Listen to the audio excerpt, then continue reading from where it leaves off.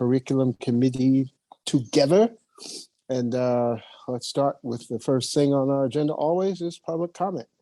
Who do we have signed up to speak, Trish? Hi, we have Diana. All right. Oh. And is that it? That is it. Oh boy. All right. Diana, why don't you begin? Take it away. And remember, there is a limit on the time. Thank you. And you're muted, Diana. Okay, I'm all set to go. Hi, everybody. All right. I just had an exciting meeting, a Zoom meeting with Michael Zaz in New York City, who is the director of the Relationship Foundation. And Carrie, the nurse, and Melissa, the doctor, were there as well to hear what he had to offer, what he's doing very well with the New York City schools. And so that was very exciting and feeling great. And I know, Eldred, you had planned on being there but couldn't.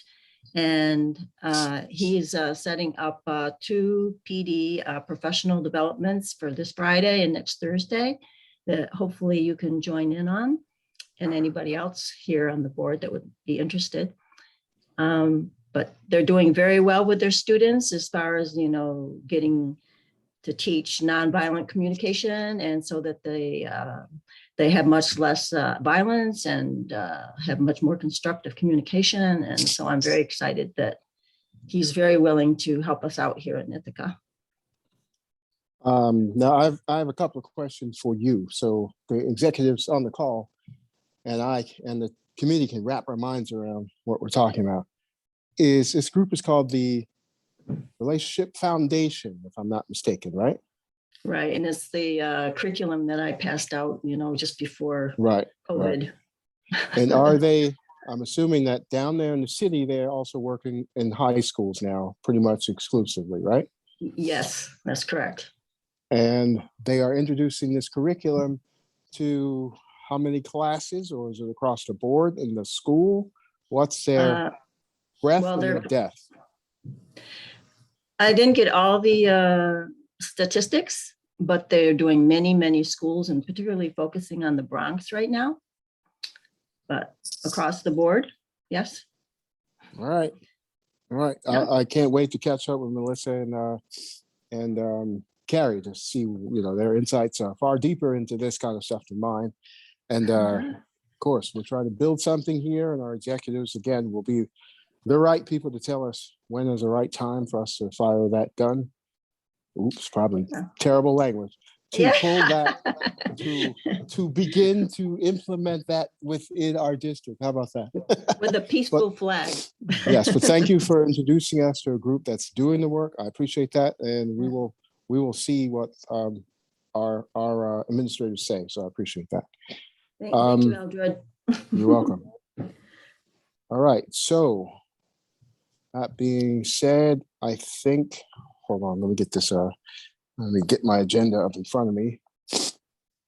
Board members, any responses to this, to her comments and my comments before we move on? I'm sorry, Eldred. Excuse me.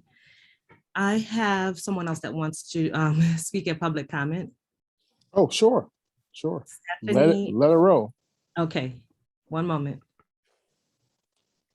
I thought I saw another friendly face there. Stephanie Montero, hello. You're gonna have to unmute yourself if you want to communicate. There All right, go. Stage is yours. Hello, I've been in contact with a couple people here. I'm a journalism student at IC. I've spoken to a few of the health educators in the district. Basically, I'm just doing some research on health education in Tompkins County. I'm going to talk to some people in the Dryden Central School District as well. I'm just looking to get a feel for what the curriculum is, and, you know, how the curriculum is set up. I was directed here by the school board. And yeah, I don't know if anybody would be willing to talk to me, but I'm just trying to see if you guys do play a role in the health education curriculum. And I'll drop my contact information in the chat. I wouldn't need more than 10, 15 minutes of anyone's time just to sort of learn about the curriculum committee and if they're involved. And I'm also looking for if anybody has any children who are still in the district. I'm looking to also see how parents in the community feel about health education, just sort of get their thoughts, opinions. Again, my name's Stephanie Montero, and I'll drop my contact information in the chat. All right, thank you, Stephanie. Any quick responses from our fearless leaders for now, or she's put her contact information in, we can just reach out to her later if that's more time efficient. So Stephanie, looks like our folks are going to reach out to you individually and communicate. All right. But we certainly invite you back once you get that information. Hopefully your interest goes beyond just this article. Because we feel we're doing some great things here in the Ithaca City School District. All right. So let's see, moving on. Well, first of all, let me ask my colleagues, any other responses to Stephanie before she leaves? Nicole, Pat, we're good? I would All definitely be interested, and will really respond to you as well. All right. Stephanie, I'm talking to Stephanie. Yes, thank you. I really appreciate that. Thank you so much. Yeah, any sources would be appreciated. All right, so thank you. Moving on, approval of minutes from the last meeting. I admit I have not had a chance to even look at them, just too busy, primarily going door to door, having half an hour conversations with every single person about the Ithaca City School District. But Pat, Nicole, have you looked them over? Any comments, questions, concerns? What did you notice and what do you wonder? I looked them over today and they're good by me. They look fine to me as well. Okay, so we're going to, I'm going to take your lead and say that they are fine. So Trish, you got the green light for that. And now we're going to our discussion items, which are the very timely, right? Because we're in the process of them now. And then we're going to have Lynn talk to us about the report card. So I'm going to let my colleagues begin to share their experiences, thoughts, wonders, notices from the instructional rounds we've participated in so far.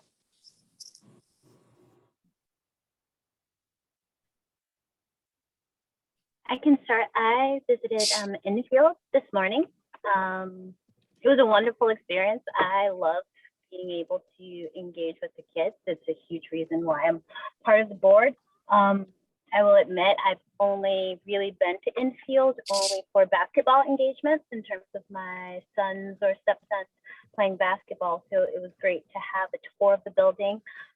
Keith showed me their community engagement center / room that they're building, where they're working with the Southern Tier Food Bank to create a pantry at Infield where families can come into the building and be able to use that room as a grocery store to get their needs met. There were beautiful murals throughout the building, a lot of identity work.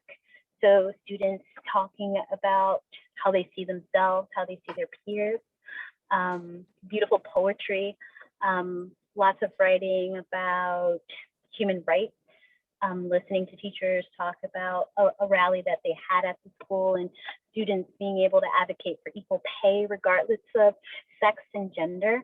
So I had an amazing experience at Infield this morning. Super impressed with our students and our staff that are doing great work.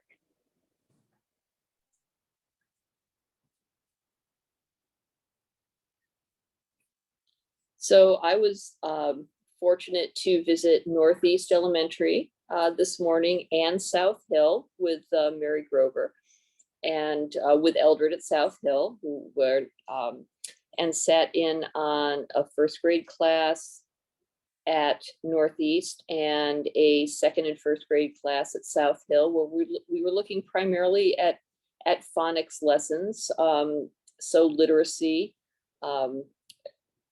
tremendous levels of energy, tremendous engagement, a lot of creativity. And in addition to visiting the classrooms, we got to wander around the building a bit and see a lot of the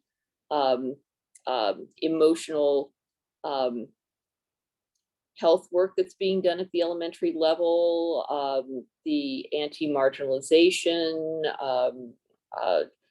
like very, very impressive engagement and a lot of, I would say, happiness on the part of students and teachers and other staff. And it was good to be back in the building. So thank you very much, Lily and Mary, for setting that up and for facilitating that. And thank you for the teachers who had us in their classrooms. Nicole, what were the grade levels that you visited this morning at Enfield? Lily, correct me if I'm wrong, but I think they were pre-K, kindergarten, and maybe first grade as well. That's a good stretch. Thank you for spending the time.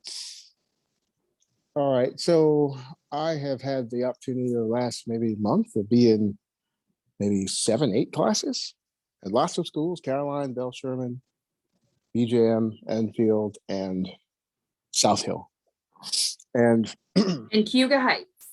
And Cayuga Heights. I saw Lisa. I was hoping Lisa would just jump in and say, "Don't leave us out." All right, so I've been trying to formulate some thoughts here all day about what I've seen and try to put them into language that you all will have to correct, because we don't share the language of your profession. So I'm going to try my best here. First thing I want to talk about is atmosphere. Atmosphere in these schools was extremely peaceful, and that has not always been the case, as we know. It was extremely loving. It is obvious our teachers care very deeply for our little ones. Again, I think I sent you guys an email. I was really astounded by the calm in the hallways and in the classrooms at Cayuga Heights. Because of the compression of that school, just a physical limitation of space, it has always felt to me that if you had even 3 kiddos right in the hallway or dysregulated, it would feel a little overwhelming, because there's just not the space there that there are in other elementary schools. So that was pretty incredible. Inside the classroom, I got to see the amazing work in our pre-K classes. I think the right phrase is I don't want to call it pre-learning, because they're always learning, but the atmosphere in those classes was very different than second and third grade. It was lots of project-based learning. It was lots of experimentation. It was lots of exploration with words and feelings and languages and science, from mealworms to seed growth to all kinds of just. It was dope, as the kids say, and they mean that in a good way. But I will say I noticed a distinct difference in the joy in those pre-K classrooms and what I saw in first, second, and third grade. Not that there was not a joyous atmosphere, but a lot of the classes, because now we're in school age, now they're rolling out the literacy programs, they are not necessarily engaging the children as much in that joyful learning that I saw in pre-K. And I would like to have us all think about, how do we ascribe language to what happens prior to school age? And how do we capture that evidence and those feelings so we can ascribe them to the first, second, and third grade when we see them, right? I guess what I'm saying is, I don't know what they're doing in those older classrooms that would allow me to recognize the same stuff I recognize in pre-K. Does that make sense?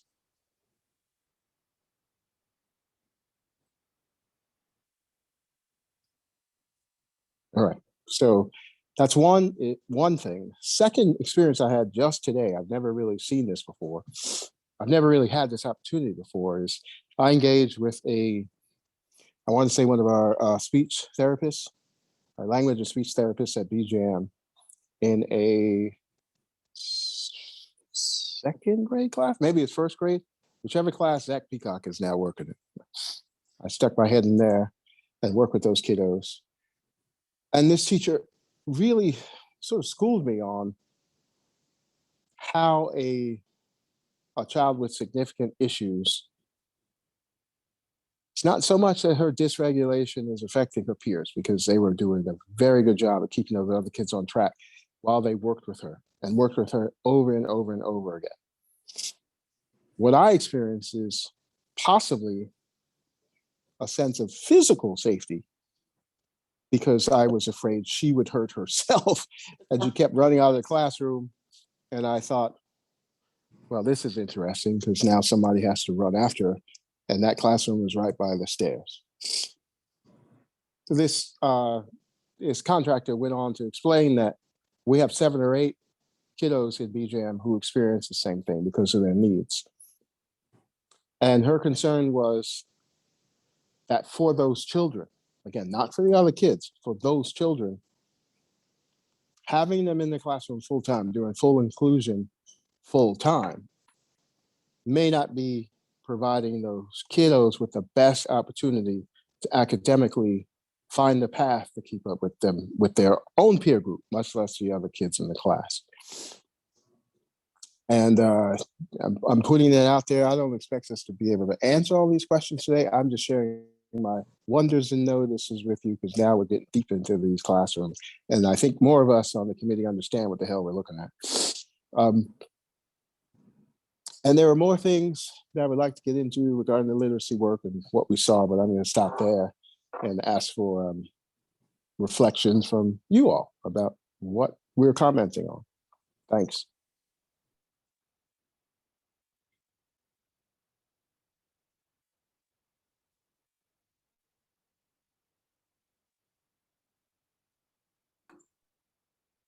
Well, I know Mary and I are probably happy to jump in. And Eldred, I was not engaging with that, the educator you had a chance to talk with, because I was hanging out with kiddo, and I was one of the people who was going for a walk with the kiddo that you were talking about. And I think a high level answer in a lot of ways is like, there's a reason Mary is the assistant superintendent for inclusion, right? The inclusion officer, right? Because in a lot of ways, like we have just not arrived there yet, right?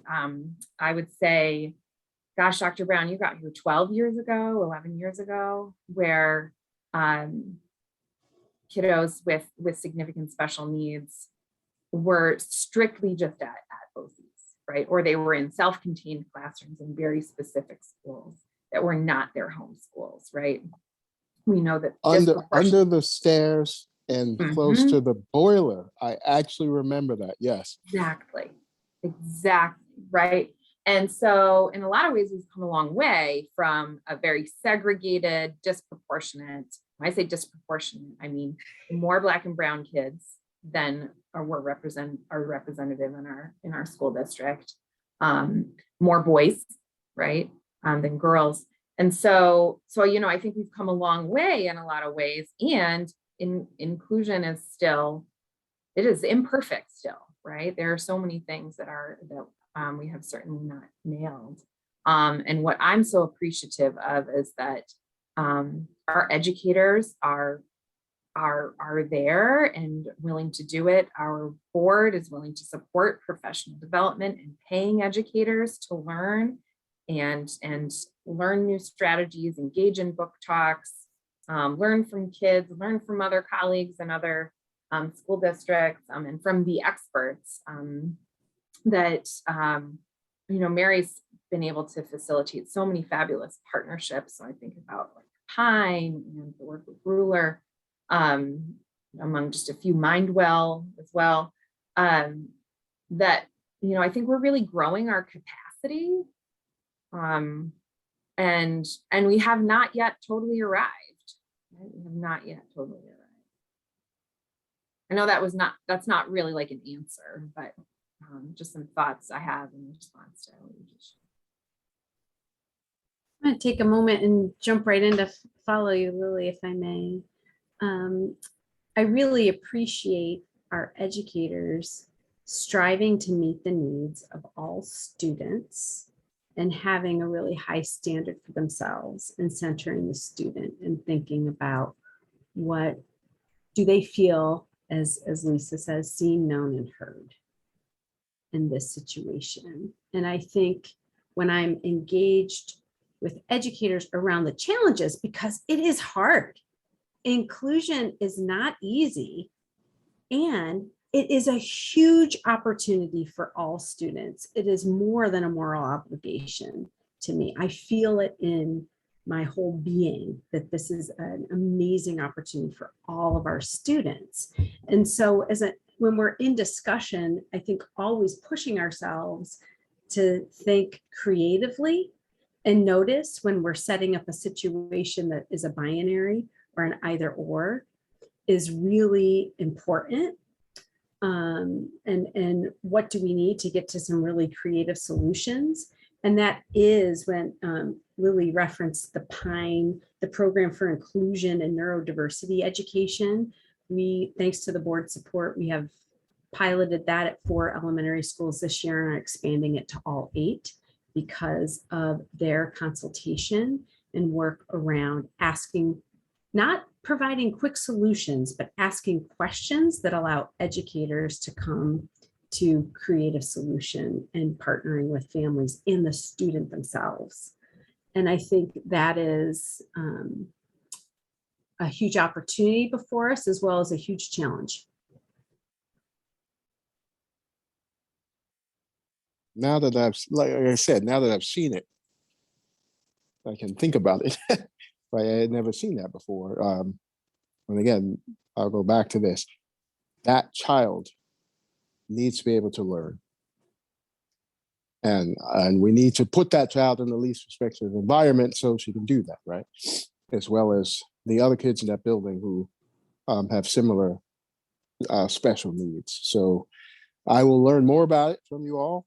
I will think more about it, and we will continue to push forward. Before we move to the report card, I was checking with Lynn earlier really quickly about what I had experienced regarding that pre-K to K shift. And Lynn, you had some really interesting language you were using about how to frame what I'm trying to describe. Would you mind just sharing some of that language so my colleague can hear it as well, so we can all be thinking about it in the same way?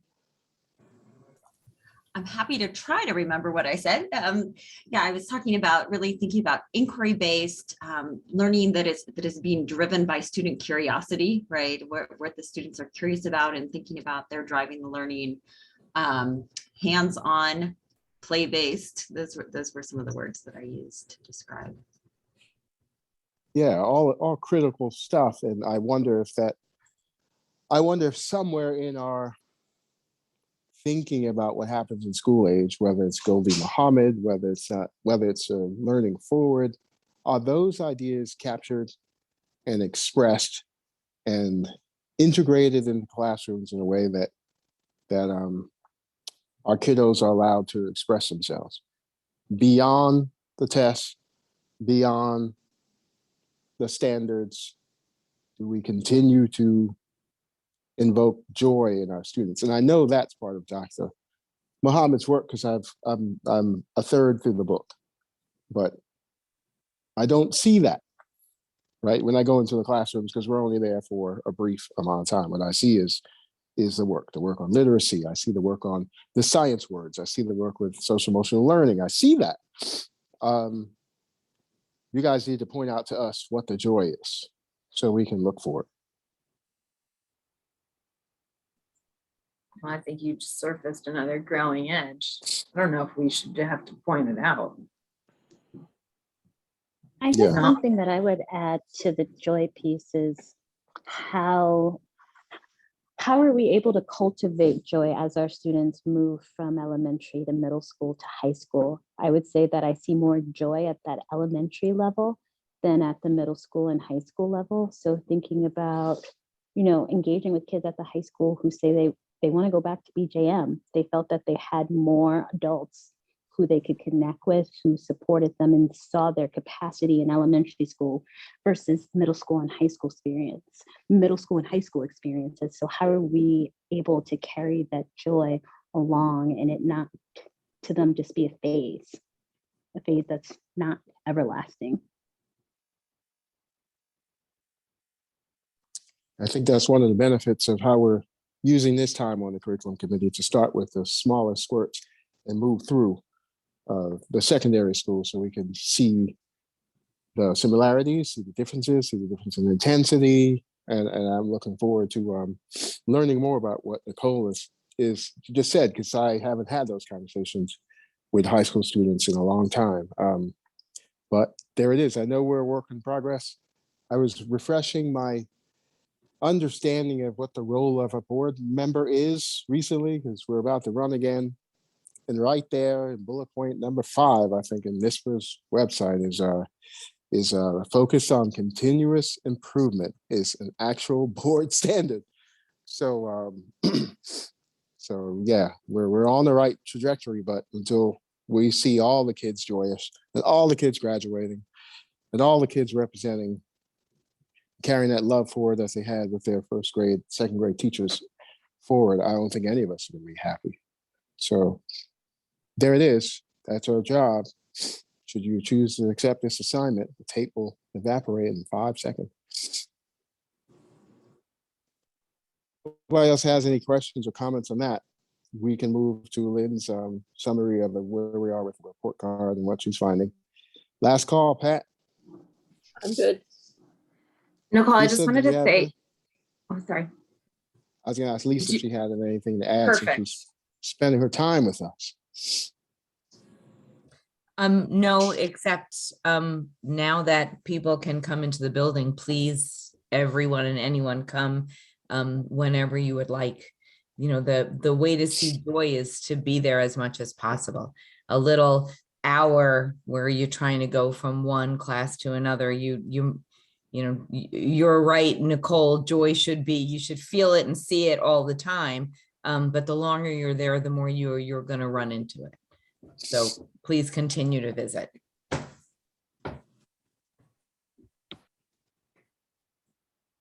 I'll spread the word. All right, Lynn, I think you're on. Right.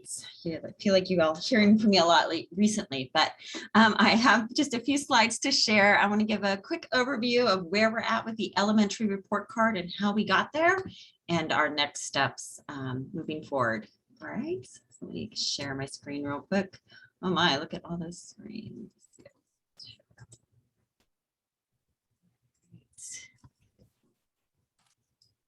And I know on the call we have folks, Lisa, as an administrator, I invite you to share your perspective. We have some parents on the phone, folks that have experienced this report card as parents. Unfortunately, we don't have any teachers here tonight, but y'all can see my screen, my slideshow. Yeah, great. Let's see if I can make it move. So the redesign process for the elementary report card, this is the first year we've done a full implementation of this new elementary report card. This has been a multi-year process that, as you can see, started back in the winter of 2018. We had a group of about 20 teachers, a representative of all 8 elementary schools and all grade levels, including ENL, special ed, and reading, that were part of the design committee. And really worked on creating the report card we're using today in the classrooms. I served as the facilitator of that design group and the project manager, but it was really a teacher-led process. We piloted the report card in 29 classrooms across 6 of our schools. during the 2019-20 school year. And that pilot came to a screeching halt in March of 2020, right when we were moving into our March reporting period. So that was a thing. And in considering whether or not to move forward with it this year, it was one of those things like we could continue to work towards perfection, right? Or just jump in and use it and then refine from there. And that's what we did. So it is a work in progress for sure. The reasons behind the redesign, why did we jump into that process in the first place, was that since the report card was last revised back in 2008 and 2009, when I was a teacher in the classroom as one of the teachers on the report card committee, we've actually had 2 changes in learning standards in New York State. Dr. Brown has joined us as superintendent, and we have dramatically shifted in our vision and mission around teaching and learning and what we're really going after. And on a kind of like a technical level, the report card we were using really lacked some foundational pieces to help us have consistency across buildings and classrooms and how we were rating, which made the information somewhat useless in any sort of comparative sense.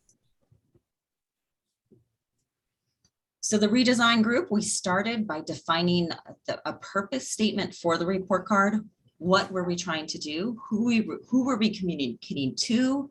Why? What's the purpose of the report card?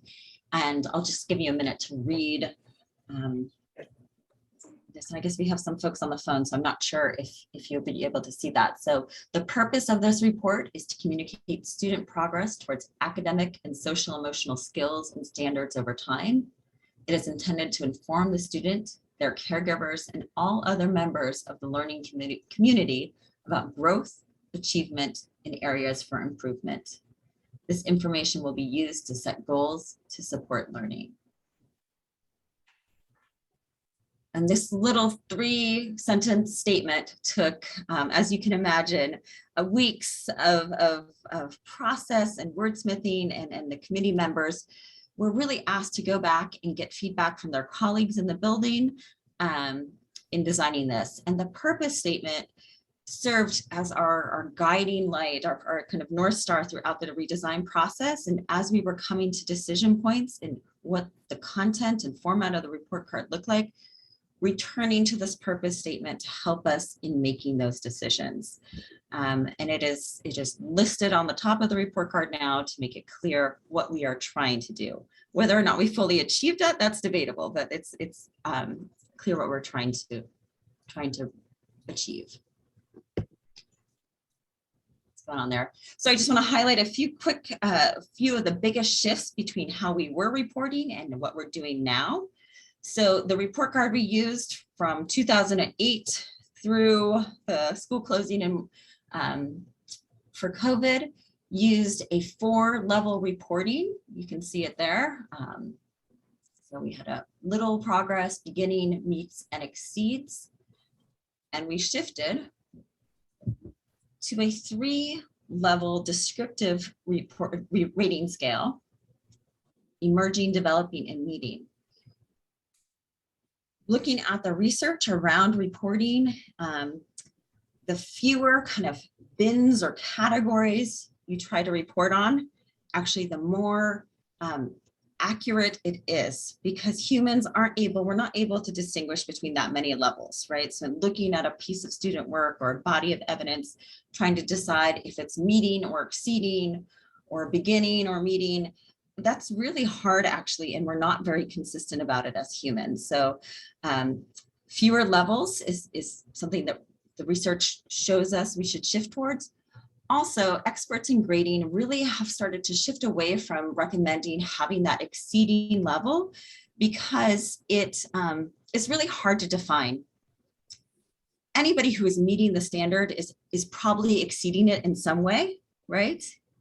Just because of the vastly diverse ways in which we all demonstrate our learning. And furthermore, when students are exceeding the standard, if we're doing standards-based reporting, they're often actually just working on a different standard. So instead of exceeding the standard we're reporting on, they're actually working on a different standard.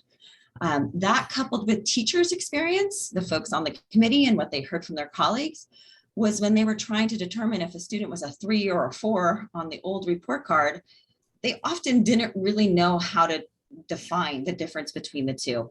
And it was really kind of subjective. So this is really a teacher desire to shift that way. And we had a team of teachers at Cuba Heights actually pilot this 3-level reporting in years prior to the redesign happening. So that's one big shift. The second big shift is really elevating the role of science and social studies as content areas at the elementary level. You can see previously, this is 3rd grade, social studies was 2 lines, right? Participates, demonstrates understanding.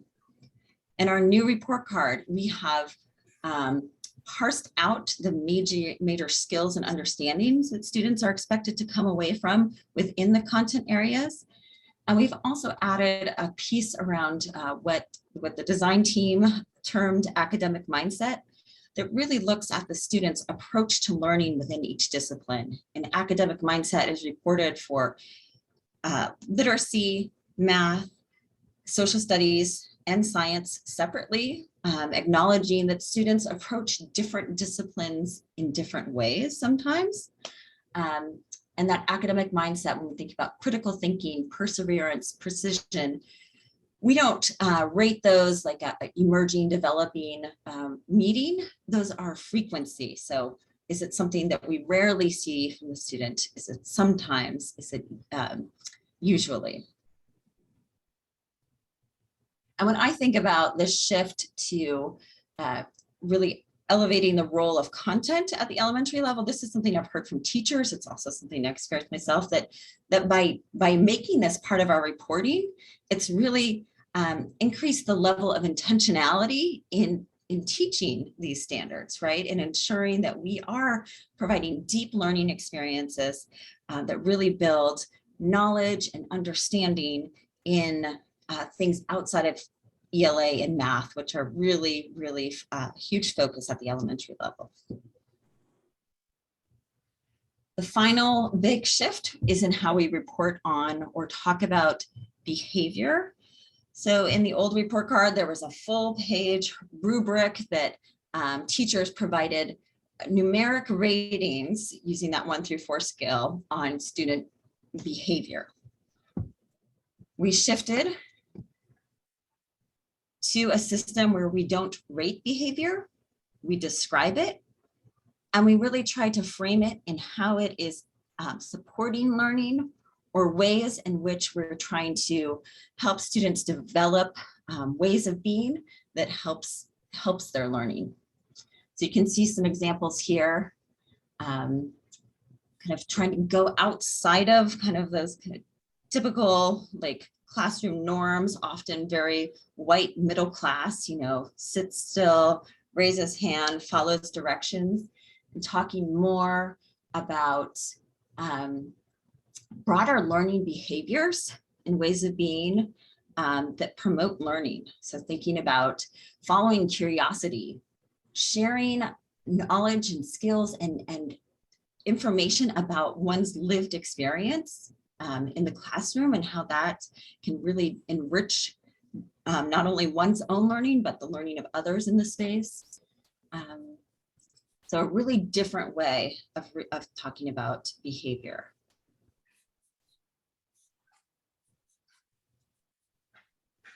To support teachers in using these report cards, we now have rubrics for every single standard. So every single learning standard that is reported on the report card that tries to paint a picture of what emerging, developing, and meeting looks like. And then what we're working on now is building out a collection of possible assessment tools and ways that students can demonstrate learning to help teachers inform their ratings.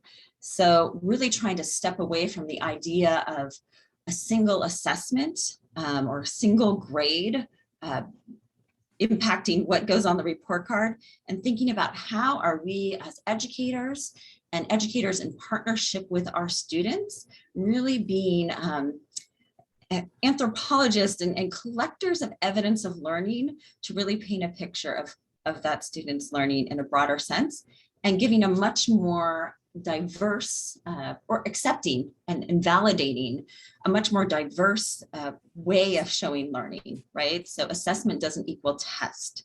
Assessment is student work. It is capturing voices during student discussions. It's observations of students playing in the black corner or working with math materials. It's kids videoing themselves talking about what they're doing and why, and explaining their learning. So this is really one of our biggest growing edges right now, is around how do we capture evidence of learning and how do we engage students in that process. Just pop forward. The last several weeks, I've had the great pleasure of meeting and having listening sessions in each building to gather feedback from educators now that they've used this report card for 2/3 of the year. I've also gathered both anecdotally and one formal parent group, and also some information conveyed through teachers about what parents said and their experience. We need to do more of that. And the the equity team members also did a critical analysis of the reporting tool, looking at it through ways in which it is in alignment with our goals around anti-racist and anti-marginalization curriculum and pedagogy, and ways that it is actually still upholding white supremacy culture. So a really critical look at that. So as you can imagine, there is feedback on both ends of the spectrum in the middle. Some big takeaways from teachers, I think, is that they want more flexibility on when things are reported. Right now, it's kind of very, you report on this in the fall, you report on this in the mid-year, and really in response to wanting to be responsive to students in front of them and to help show growth over time, more flexibility on when they report on different standards. Teachers want support in how to use this report card to really reflect students on the extreme margins, right? So thinking about students who are really working on modified standards or accessing the grade level curriculum in very different ways. So how to represent those kiddos in this report card and give meaningful feedback to families. Hearing from parents, number one, too long, want it shorter. And also, how do I get a sense of I had a hard time walking away from this report card having a sense of whether or not my kid is on grade level. I just want that snippet. What is my kid on grade level, right? So working on that. And then finally, really thinking about how do we elevate joy, identity, and criticality, and Dr. Muhammad's other pursuits in this. What is their role in our reporting? So when we did the report card redesign, we didn't even know about Dr. Muhammad, right? It was pre-COVID. So it's this really interesting thing that we have really had our world, I think, rocked in so many ways since we did this design.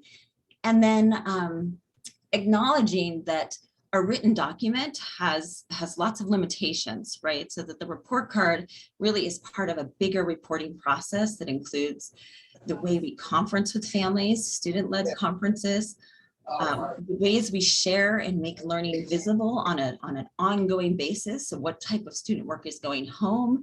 How do we give feedback on that work? Just amongst a few things. So those are where questions lie, and next steps is sharing out the feedback with teachers. There was a call for I want to know what my colleagues are saying. So I'm working on just consolidating everything that I captured during those conversations to share out. We're going to reconvene the design team with an open invitation for others to join.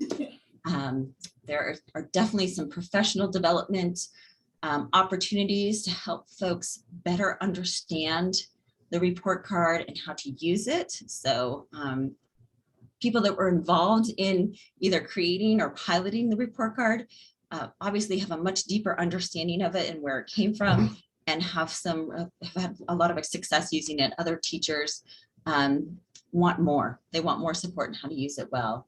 Student-led conferences, looking at student work, providing feedback and opportunities for reflection, and how those all work together to support our reporting on student learning.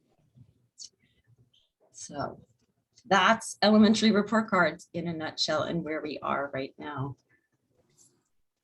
That was a wonderful summary. And I'm so glad that you put up the Dr. Muhammad information and talked about those things I mentioned previously, right? Those are the things I want to understand how it captured. I didn't see art. I didn't see expression at all. And I didn't see joy, right? In the actual report card document itself. And if we want to challenge these kids to prove their learning, I'm assuming one of the ways they do that is through their expression, right? And so it all still sounds like it's, all still sounds academic. And this is not a criticism at all, because I wasn't part of the group. I know what it's like. We all know what it's like to get those groups around the table so they can come up with a product. But yes, I would like to see this document grow.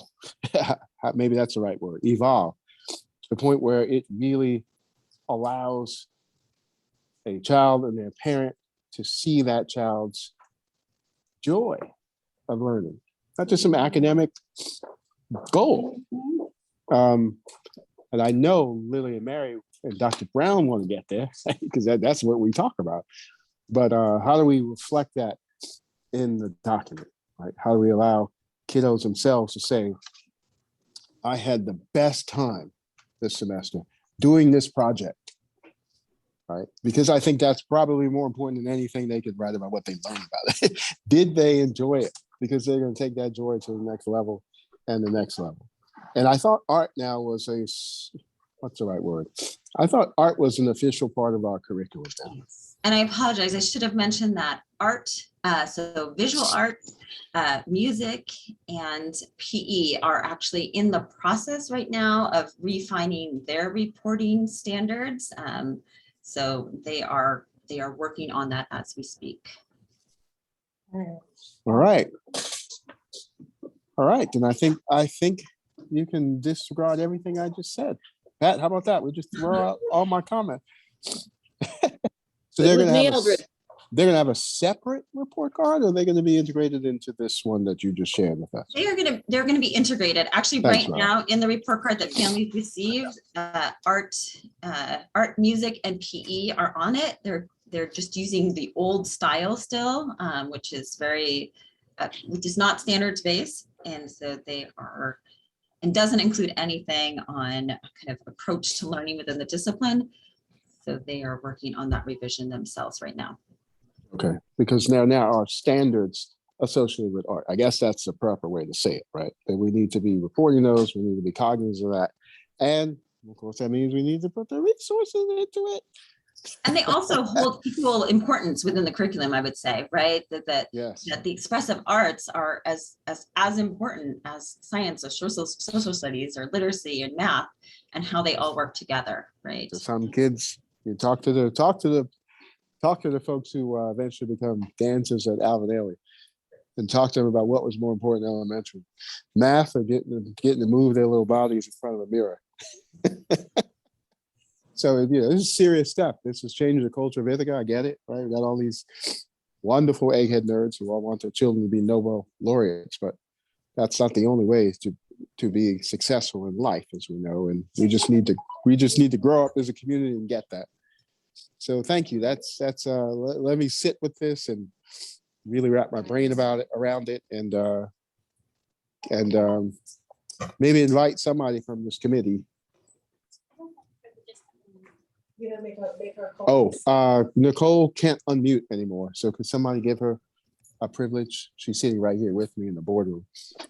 So yeah, let's keep pushing. You're going to hear that from me, and I know you guys are on board, and whatever challenge you have, in this community, trying to elevate the relevance of these things to our constituency, I'm always happy to come and talk to a room full of middle-class white women about the power of dance. So Lynn, I have a lot of questions, but I'll minimize them to just a few. So Yeah. would you be able to, one, speak to the process of how you received feedback from teachers while building the new report card? Two, putting you on the spot, thinking about your time as an educator, are there specific parts of the current report card that you personally would feel joyful about filling it out? So putting on my parent hat, I would say that when engaging with teachers, my kids' teachers about the report card, they felt like the report card wasn't a good indication of how well my child was doing or even how they wanted to talk about my student. So just thinking about you as an educator, I would love to hear from you, like what parts you find to be or should be joyful for teachers to fill out when thinking about the report card.